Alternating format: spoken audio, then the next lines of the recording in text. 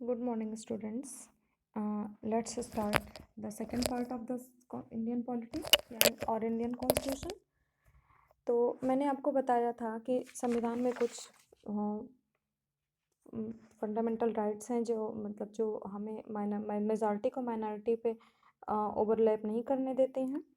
तो उसके लिए हमने आपको एग्जांपल दिया क्लास में, अगर जिसकी मेजॉरिटी होगी उसकी बात मानी जाए, या फिर दूसरा एग्जांपल मैंने दिया कि जो अपने क्लास मॉनिटर का जो अपने पावर का मिसयूज़ करे।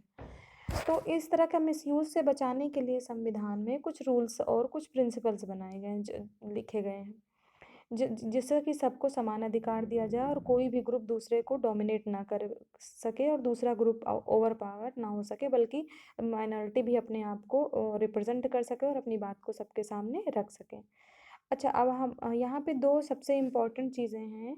एक है डेमोक्रेटिक कंट्री और जहाँ पर संविधान जितने भी और दूसरा है नॉन डेमोक्रेटिक कंट्रीज़। हाँ, जितने भी डेमोक्रेटिक देश हैं उनकी अपनी कॉन्स्टिट्यूशन है, वहाँ पे संविधान है, यह ज़रूरी है। लेकिन कॉन्स्टिट्यूशन सिर्फ डेमोक्रेटिक कंट्रीज़ में हो ये ज़रूरी नहीं है। इसको हम नेपाल के एग्जाम्पल से समझ सकते हैं, जहाँ पे पहले जो है नेपाल में बहुत समय तक राजा का शासन था, जिसे मोनार्कियल गवर्नमेंट कहते हैं। फिर लोगों को लगा कि यहाँ पे हमारे अधिकारों का हनन हो रहा है, तो वहाँ पे रिवोल्ट हुआ और 2006 में वहाँ पे डेमोक्रेसी आई। अच्छा, तब ऐसा नहीं है कि मोनार्कियल गवर्नमेंट में संविधान नहीं था, वहाँ पे भी संविधान था और डेमोक्रेटिक गवर्नमेंट में भी संविधान है। लेकिन अब मोनार्की से डेमोक्रेसी में चेंज आया, क्योंकि वहाँ पे जो डेमोक्रेसी थी, वहाँ के जो लोग थे उनको वो आइडियल्स जो मोनार्की में थे वो सूट नहीं करते थे, उनको अपने अकॉर्डिंग नहीं लगते थे।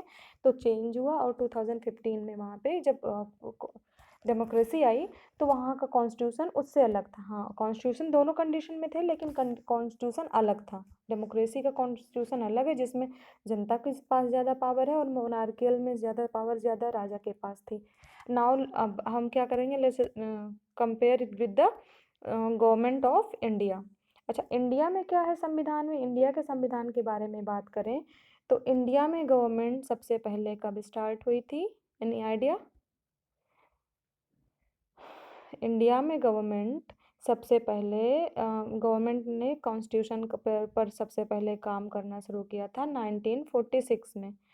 1946 में सबसे पहले जब भारत में यह आइडिया आया कि भारत में अपना एक संविधान होना चाहिए, तो इसके लिए 3 साल तक 300 लोगों ने लगभग दुनिया भर के कॉन्स्टिट्यूशन से अच्छी बातें समझ के वहाँ पे मतलब वो अच्छी बातें समझ के उसको अपने संविधान में लाना शुरू किया। 1946 में 1946 में ये स्टार्ट हुआ और फिर ये 3 सालों में लिखा गया, जिसमें पूरे ऑल ओवर वर्ल्ड जितनी भी अच्छी बातें थी उसको इसमें लिखा गया। तो हमारे गवर्नमेंट का जो मेन मतलब जो ड्राफ्टिंग कमेटी थी, इसने जो मुख्य उद्देश्य निर्धारित किए वो था सभी जनता को इक्वल रिप्रेजेंटेशन। अच्छा, अभी हम इसको नहीं डिस्कस करते हैं, अभी हम आपको बता देते हैं कि डेमोक्रेसी और मोनार्कियल में क्या अंतर होता है सिस्टम में। तो डेमोक्रेसी वो होती है जिसमें जनता द्वारा लोग चुने जाते हैं, जैसे अपने इंडिया में है, और पावर सुप्रीम पावर जनता की होती है, जनता जब चाहे तो किसी को भी हटा सकती है। मोनार्कियल गवर्नमेंट में क्या होता है कि पावर जो है सब राजा के ऊपर होती है, राजा जो चाहे वो करता है, अपने हिसाब से रूल्स बनाता है और तोड़ता है। अब हम नेक्स्ट पार्ट में आपको इंडियन कॉन्स्टिट्यूशन के बारे में समझाएंगे। Thank you.